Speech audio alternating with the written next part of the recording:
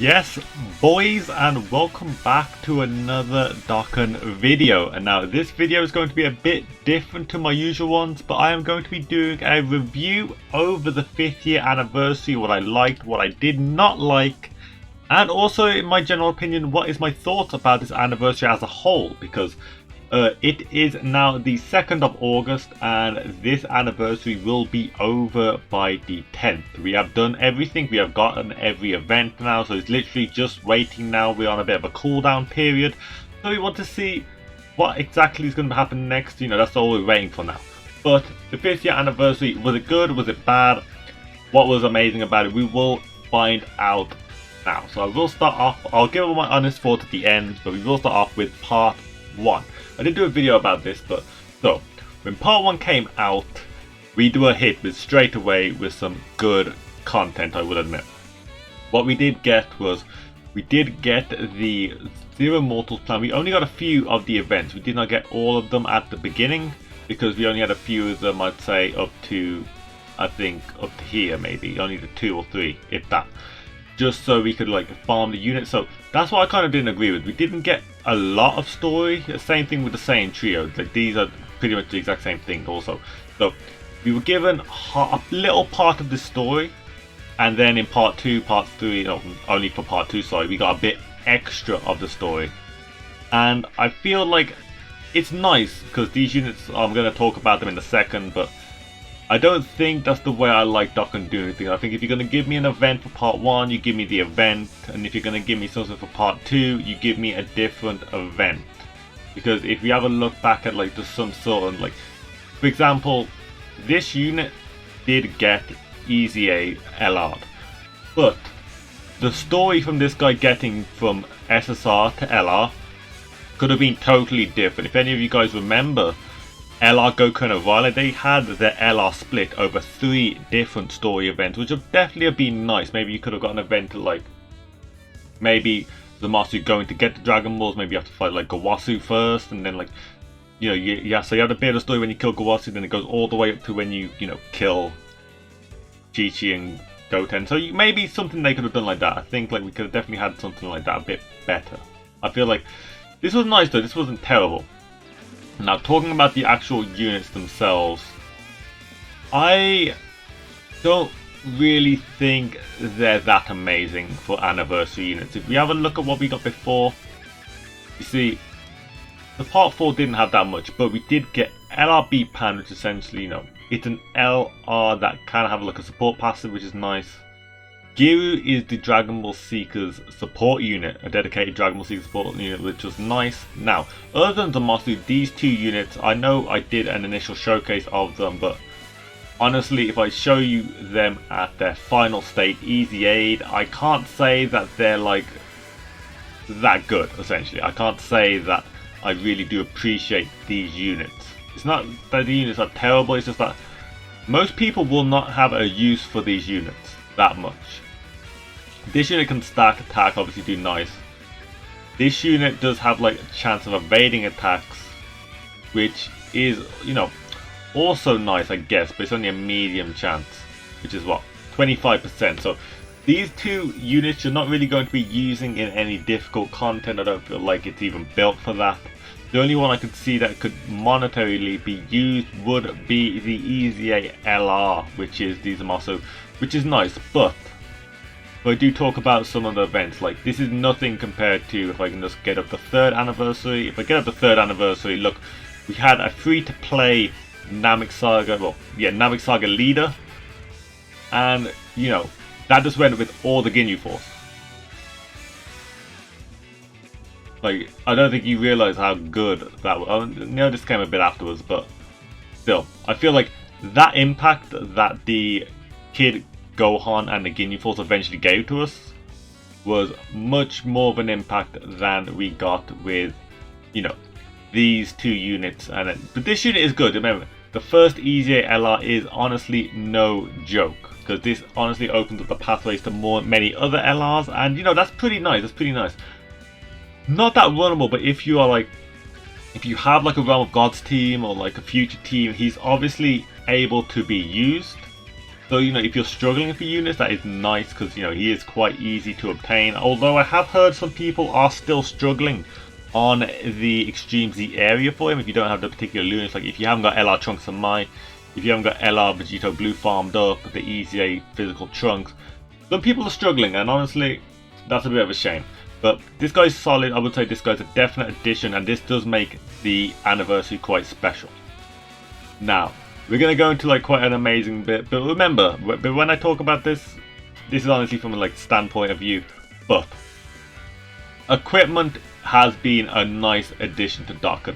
Yes, I wish they had a bit of like, you know, you could pinpoint it a bit more. Obviously, we do get chain battle eventually, which is nice, but I would like, maybe, I don't know, maybe you could buy skill orbs with like Babel points or something. That would have been really nice addition, because Dokkan need to do something with Babel points, if not now, maybe in a download celebration, or maybe next anniversary. I think Babel points are just getting a bit out of hand. Like some people, you either have none if you're like free to play, but if you're like, you know, if you drop a bit, you've got so much Babel points, it's honestly just, you don't even worry about it anymore.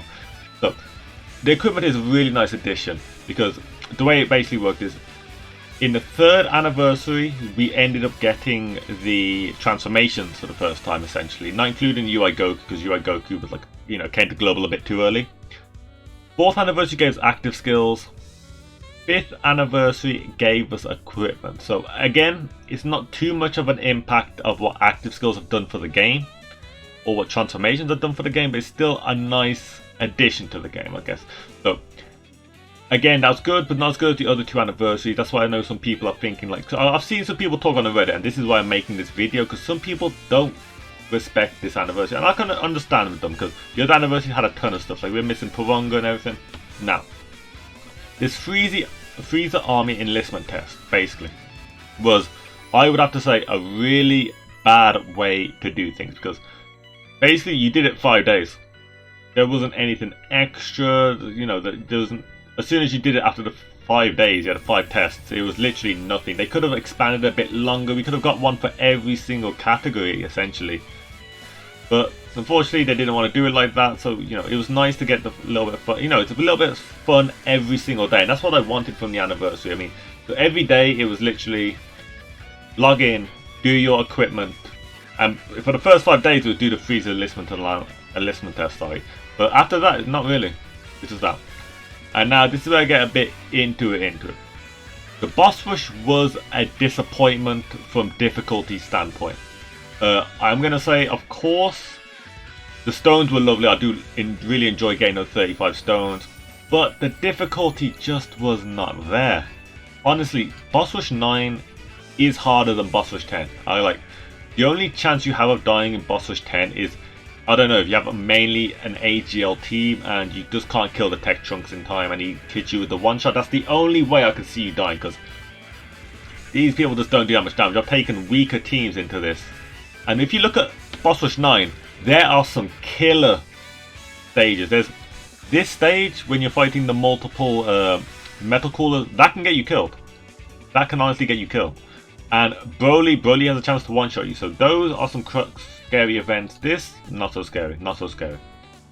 But it is what it is. Also, the Infinite Dragon Ball history. Now, this is good, I will say. The Infinite Dragon Ball history has been one of the highest points of this anniversary. And just keep in mind, I'm not talking about any banners right now, because remember, banners can't really count as content. Units are nice, but units essentially are not content. Like, people don't expect to wait all the time, because there's no point pulling units if there's nothing to use these units on. But these 2 Infinite Dragon Ball histories were a massive step in difficulty, and I mean a really massive step. Like, I'm really impressed with the amount of damage it's going to do. I can no longer go into, like, if I was doing the first one, for instance, where's the first one? Okay.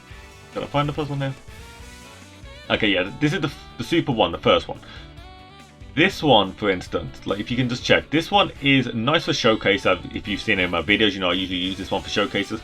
But you can take like a kind of a weakish team and still get this done. With this though, you better be prepared for this. You can't be taking units that have no defense. If you do, you're going to be in for a bad time. Same thing with the Future Trunks one that just came out a few days ago. Again, really nice. It's a shame that they didn't make the Spirit Bomb Sword Trunks a bit stronger because they made the hardest event just before it. I like that, but sometimes I don't agree with that, especially from like, look at the Goku and Vegeta one. So for these both, the Vegeta and the Goku are kind of the strongest ones, but it gets a bit boring after that, you know what I'm saying? So if they had a continuous level of difficulty, maybe that would have been okay, but that's maybe for like, I don't know. That's maybe for another time, maybe the other Infinite Dragon Ball histories. But I will have to say, nice amount of stones for a really good fight. And even if you're not that good at Dokkan, maybe your box isn't the best, if you make it just a little bit down, say if you only got to physical Broly, you still get some stones for getting just to there. Like, so you'd get there, you'd get like 2, 2, 1. So you'd get some stones even if you couldn't do it all, which is a nice addition. It definitely does help those people out that can't do everything. Because remember, in the anniversary, that's when a lot of people start playing Dokkan. So they won't be able to do everything straight away, which is fine. And this does help them with that. So really, I'm impressed with this. I would give this a really good notch up on the list. Now, please don't care. The banners. Of course, there's not much. I'm not really going to talk about the banners for too long because honestly, the banners is, you know, as I said, it's not content. It shouldn't really count towards it. But we did get like, I don't think this is going to take me to the banners either. Okay, no, it won't take me to the banners. But essentially, we got the 2 probably best banners Dokkan has ever seen. 3 featured LRs on both banners with high top tier LRs. Mostly, I mean not LRs, TURs and LRs actually. Most of them are really good leaders as well. Mainly from the Vegito one. So if you summon on the Vegito banner, you pull Extreme AGL Zamasu, you've got a leader. You pull Super Tech Trunks, you've got a base leader. So new people playing this game, really easy for them to get into this game, mainly from Vegito's banner. Gogeta's banner unfortunately did take a bit of a knock down because this had Gogeta Broly, where this had Trunks and Zamasu. Maybe they should have done it differently, where one had Zamasu and Broly, the other one had Trunks and Gogeta. But you know, obviously the way they've done it is a bit better for us because most people just focused on the Vegito banner. But I'm telling you, if they wanted to split up, because most of you guys I know are Gogeta fans. I'm a Vegito fan. I'm team good Vegito, yeah. But I know majority out there are team Gogeta, so it must have been a little bit annoying for you to know that his banner wasn't the best. Also, the 2 non-Dokkan Fest exclusives that came with them, because these will be put in all banners to come, so this is also something worth looking at. But these are really solid options. This unit hits a ton of damage with also an amazing active skill. And this one is a bit niche, I do admit, is a bit niche, because you know you have to try and get movie bosses, fighting Frieza, you know, have a Goku on the team, and the active skill's nice, but it's really like if you're just trying to do a showcase, honestly. Like, I don't see much options to main deck this, you know, actually put this on a main rotation. But this unit works fine, links up well with the LR, really nice addition to the non-Dokkan Fest pool. And I'm not going to talk too much about the LRs because essentially, close to being joint first best LRs in the game. Jiren's still trying to fight out there, but I think with the new link changes, these guys do come out on top, especially now that Jiren does suffer that +3 key loss. It's just a bit annoying for Jiren fans, but is there really much Jiren fans out there? I don't know. But yeah, so I'm not going to talk too much on. Then the Ultimate Clash came out. Now, this was okay. Good for stones, but the difficulty was not there, which honestly is it works both ways, because I've had some people come up to me, because you know I have got a Discord, and people are saying they finally was able to complete the first battlefield, and this is their first Ultimate Clash or battlefield, whatever you want to call it. This is the first one they were able to complete in a while, mainly because this just is not that difficult. The only difficult fight was Tech Zamasu, and honestly, okay, it comes out like this, but the fight was for the Tech Zamasu. But honestly, he was not too hard, essentially. You just stun him, you just take Int, Shotgun Mai, or you take the free-to-play Gotenks and Ghost. With those 2 on your team, literally he is just stun locked to death. But if you didn't farm those units, I can understand why some of you may have struggled with him. Other than that though, it's pretty free. The last fight being physical, and you know how strong super physical, extreme physical is.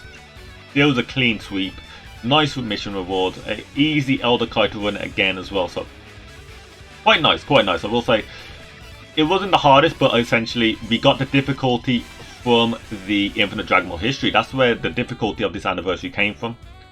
So I'm fine with this being, for part 2 a little bit less. Well, it wasn't part 2, it was a bit later in part 1, but that was fine. That was fine. Then, so at the moment, I would say this anniversary is pretty nice. It's a bit unfortunate we didn't get any Paronga or anything. I would have definitely liked to do those, miscellaneous missions for those wishes. That was a really nice addition. I would say I really did love that about the past anniversaries. But now, this is where we take a little bit of a turn for the worst. So, we get the awakenings for these units. But remember, these units have been out from part 1.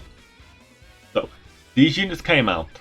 And then essentially what happened is we got the awakenings, which is nice because we get this done. We know, because remember, this is global. We know this guy gets his EZA, so we farm him up. Can't use him because he hasn't got his EZA because he just doesn't do that much.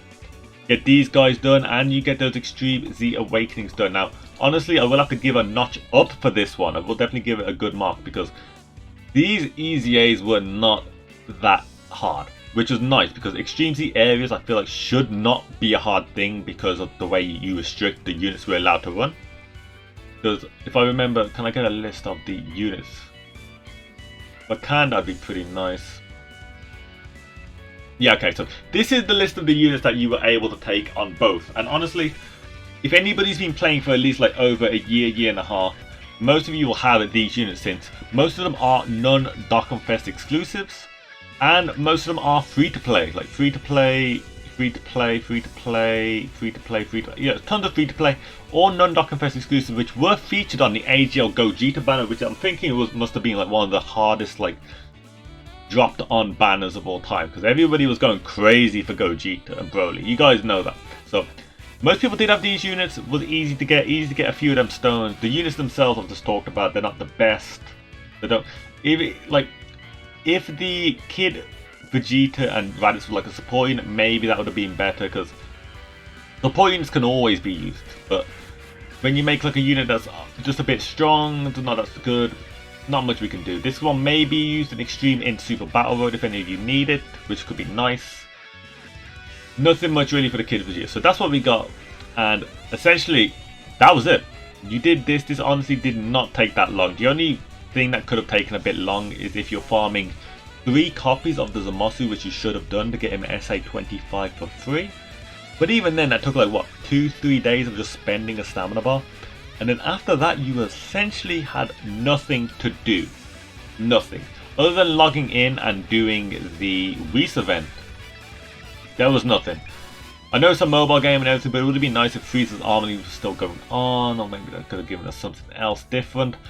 Also, I theorized this was a perfect chance for us to get the Extreme Super Battle Road to make the anniversary a bit better and help us catch up a bit with JP, because we should have got it with same day. We did not get it.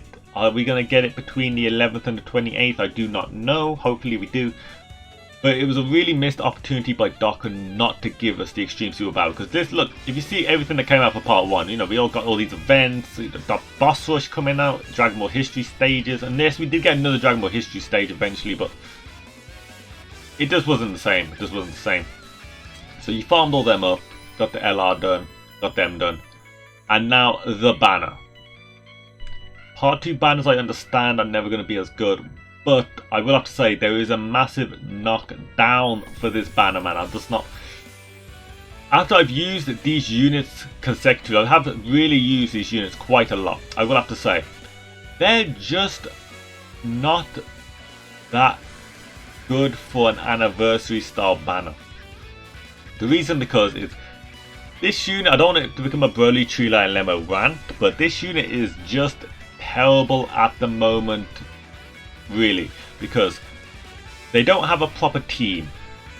They don't have a proper linking partner, and on their teams they don't have somebody that can change orbs to physical. They don't, all those together with only 2 categories really do. I mean, look at Goku Black. Look at those teams. Like, he links up perfectly with loads of people, but this unit, yes, I know the reason why it's called Broly, Chila, and Lemo and not just Broly is because they are saving LR Broly, base form Broly, for another time. They will save that, maybe to come up with another Super Saiyan Blue Gogeta, I'm guessing, but they've always got that in the back. Dokkan is not stupid. They need to save Broly by himself for a bigger event.